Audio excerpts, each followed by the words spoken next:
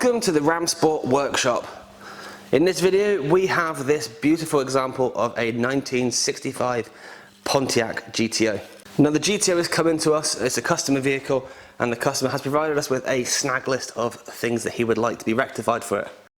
Now as you can see, the exterior of this vehicle is absolutely stunning and underwent a full body restoration recently.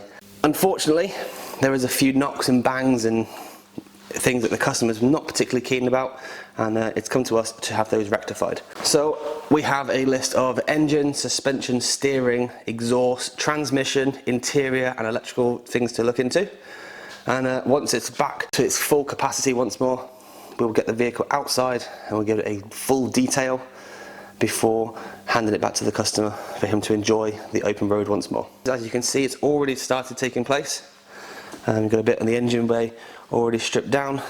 And come around this side here, and you can see it's up on the axle stands, ready to have a full overhaul and a new lease of life given to it. And we will keep you updated with this vehicle as the work commences.